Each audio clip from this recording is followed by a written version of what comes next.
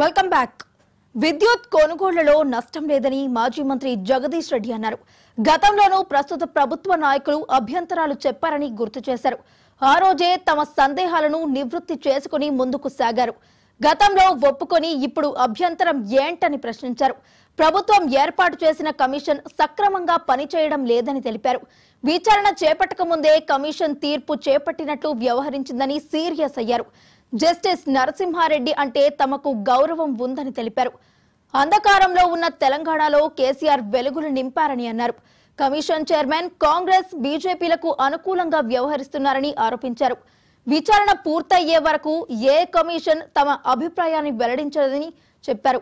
కమిషన్ను విచారణను తాము వ్యతిరేకించడం లేదని తెలిపారు. గతంలో కమిషన్లు రాకుండా అడ్డుకున్న ఘటనలు ఉన్నాయని అన్నారు. ఎల్ నరసింహారెడ్డి గారు అంటే మాకు సంపూర్ణమైన గౌరవం ఉంది వారి పట్ల, కేసీఆర్ గారికి కూడా. వారు జడ్జి కాకముందు కొంత తెలంగాణ వాదిగా ఉన్నారు అనే విషయాన్ని మేము విన్నాం.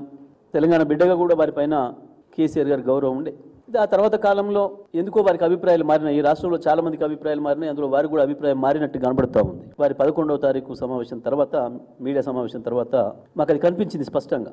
న్యాయంగా ఒక తెలంగాణ బిడ్డగా ఈ దేశంలో ఎవరు సాధించినటువంటి ఒక అద్భుతమైన విజయాన్ని సాధించిన నాయకుడిగా, చీకట్లలో ఉన్న తెలంగాణను ఏడాది లోపే అద్భుతమైన వెలుగులతో నింపిన ఒక అద్భుతమైన పరిపాలకుడిగా, ఒక విజనరీగా కేసీఆర్ గారి పట్ల వారికి ఒక మంచి అభిప్రాయం ఉంటుందని కూడా మేము భావించినాం. ఎందుకంటే ఒక హైకోర్టు సీజేగా చేశారు కాబట్టి తప్పకుండా వారు ఆ పద్ధతిలో ఆలోచిస్తారని చెప్పి మేము భావించినాం. కానీ దురదృష్టవశాత్తు వారికి మధ్యలో ఏవో కారణాల వల్ల వారి అభిప్రాయాలు కాంగ్రెస్ పార్టీ నాయకుల అభిప్రాయాలకి, బీజేపీ నాయకుల అభిప్రాయాలకు అనుకూలంగా మారిన విషయాన్ని 11వ తారీఖు నాడు విలేకరుల సమావేశంలో వారే బయటకు చెప్పుకున్నారు. వాస్తవానికి ఇప్పటివరకు దేశంలో ఏ కమిషన్ కూడా ఈ రకంగా విచారణ పూర్తి కాకముందే మధ్యలోనే పత్రికా విలేకరుల సమావేశం ఏర్పాటు చేసి తన అభిప్రాయాలను వ్యక్తీకరించి ముందే జడ్జిమెంట్నే చెప్పిన పద్ధతుల్లో, ప్రజల్లో తప్పుడు సంకేతాలు పోయే పద్ధతుల్లో ఇట్లా మాట్లాడిన సందర్భం లేదు.